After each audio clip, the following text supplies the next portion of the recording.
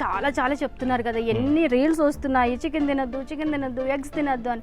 మంచిదే కదా, ఎగ్స్ ఉన్నాయి ఫ్రిడ్జ్ లో, అవన్నీ ఏమీ కాదు. ఎందుకంటే నువ్వు కొనుక్కున్న ఎగ్స్ ఆల్రెడీ బర్డ్ ఫ్లూ రాకముందు ఉన్న ఎగ్స్ అయి ఉండొచ్చు, లేకపోతే ఆల్రెడీ మన ఎగ్స్ని ఆల్రెడీ మనం ఒక గుడ్డు ఉడకాలంటే 12 నుంచి 15 నిమిషాలు పడుతుంది. మనం ఏం చేస్తాం, 15 నుంచి 18 నిమిషాలు ఉడకబెడతాం. అవును, అజాల్దేటి అంతే అంట. అంతే. మరి చాలా మంది మనకి తెలియకుండా ఆల్రెడీ బర్డ్ ఫ్లూ వచ్చేసిన కోళ్ళని తీసుకొచ్చి కట్ చేసేసి మనకి ఇచ్చేసారనుకో, మనకి తెలియకుండా తినేసాం అనుకో, ఫ్లూ మన బాడీలోకి వచ్చేసింది అనుకో, అప్పుడు ఏం చేయాలి? ఫ్లూ వచ్చేస్తుంది అంటే ఇప్పుడు మనం ప్రికాషనరీ మెజర్స్ తీసుకోవాలి. ఎందుకంటే ఇంత విగరస్గా ఇంత వేగంగా వ్యాప్తి చెందిపోతోంది అన్న ఊహాగానాలు వస్తున్నాయి. సో మనం వంటకాలు ఏంటి, మనం ఏం చేస్తాం, మ్యారినేషన్ ప్రాసెస్ అనేది ఒక ప్రాసెస్ ఉంటుంది మనకి. బ్రో మీకు తెలుసు, అమ్మా అక్క మీకు కూడా తెలుసు, ఎందుకు చెప్తున్నా, అందుకే చెప్తున్నా నువ్వు ఏంటంటే పసుపు ఉప్పు ఆల్రెడీ దానికి మంచిగా మ్యారినేట్ చేసి ఉప్పు కారం మసాలా దట్టించి ఒక గంట పెడతాం. బాగుంటుంది, చాలా బాగుంటుంది, మాకు కూడా ఇష్టమే కాబట్టి ఆ ప్రక్రియ కూడా చూస్తున్నా. సో అంతా అయిపోయిన తర్వాత కొంతమంది ఫ్రై చేసుకుంటారు, కొంతమంది ఉడకబెట్టుకుంటారు. ఉడకబెట్టడం అంటే మనం ఆల్రెడీ చికెన్ లో ఎన్ని వెరైటీస్ ఉన్నాయో, అందుకని ఇప్పుడు నువ్వు చెబుతున్నావు కాబట్టి ఆల్రెడీ ఎక్కువ కేసులు నమోదవుతున్నాయి, కోళ్ళు చచ్చిపోతున్నాయి, తినొద్దు అన్న నేపథ్యంలో మనకే మంచిది కదా, రేటు తగ్గుతుంది, ఇంకా తినొచ్చు, అప్పుడు తినేయచ్చు. మనకేంటంటే మంచిగా పచ్చళ్ళు కూడా పెట్టుకోవచ్చు. చాలా మంది అనుకుంటారు అమ్మ చికెన్ పచ్చళ్ళు పెట్టేసుకుంటే ఎక్కువ కాలం ఉంటుంది, ఈ భయాల నుంచి ఈ అపోహల నుంచి మనం కూడా పచ్చడి పెట్టుకుంటే కూడా ఆల్రెడీ దానికి సంబంధించిన నూనె ఉంటుంది, ఆ ఫ్యాట్ ఉంటుంది, ఆ కారం ఉంటుంది, కాబట్టి అన్నీ ఉంటుంది, కాబట్టి ఎక్కువ కాలం నిలవ ఉంటుంది.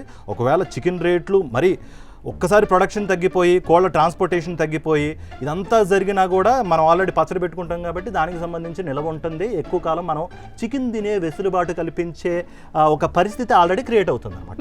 దాన్ని కూడా ఆలోచించుకుని బ్రైట్ సైడ్ కూడా ఆలోచించాలి, నెగిటివ్ సైడ్స్ ఆలోచించి కరోనా పాజిటివ్ తెచ్చుకునే బదులు నెగిటివ్ అనేది పక్కకు పెట్టేసి పాజిటివ్ అనేది మనం తీసుకోవాలి. కానీ పాజిటివ్గా ఆలోచిస్తే చాలా బాగుంది అనిపిస్తుంది. అబ్బా రేటు తగ్గింది, చికెన్ పిక్లు పెట్టుకోవచ్చు, చికెన్ తో వెరైటీలు చేసుకోవచ్చు, ఫ్రెండ్స్ అందరికి చికెన్ పార్టీ ఇవ్వచ్చు శుభ్రంగా. ఎందుకంటే ఈ నేపథ్యంలో ఫ్రెండ్స్ కూడా ఏం చేస్తారు, అమ్మ మాకు ఈ భయం ఉంది మేము తినమంటారు.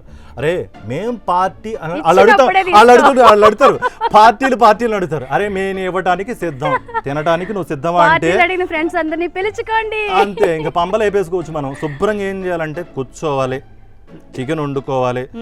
ముఖ్యంగా ఎవరైతే జిమ్ములు చేస్తున్నారో, ఎవరైతే మజిల్ కోసం ట్రై చేస్తున్నారో, ప్రోటీన్ సోర్స్ కోసం ఎవరైతే ఆధారపడుతున్నారో, గుడ్లను చికెన్ని విచ్చలవిడిగా తినొచ్చు. బాతులను ఇన్ఫ్యాక్ట్ బాతుల గురించి ఎవరు మాట్లాడలేరు కాబట్టి బాతులను కూడా తినొచ్చు. వీటి నుంచి వేరే పక్షులకు కూడా వ్యాపించే అవకాశం ఉందా అంటే వ్యాపించే అవకాశం కొన్నిట్లకు మాత్రమే ఉంటుంది, కాకులు ఇట్లాంటి వాటికి మాత్రమే ఉంటుంది. కాబట్టి కాకులు వీళ్ళ దగ్గరికి వచ్చే పరిస్థితి ఉండదు, కాబట్టి అక్కడి నుంచి సంక్రమించే అవకాశం లేదు, కాబట్టి వచ్చే అవకాశమే లేదు. ఇలాంటి అపోహల్ని మీరు నన్ను అడిగి అండ్ నేను ఆల్రెడీ సంబంధించిన జర్నల్స్ చూసి ఇప్పటి వరకు ఉన్న కేస్ స్టడీలని చూసి నేను కూడా తెలుసుకుని మీకు ఇన్ఫర్మేషన్ మాత్రమే చెప్తున్నాను.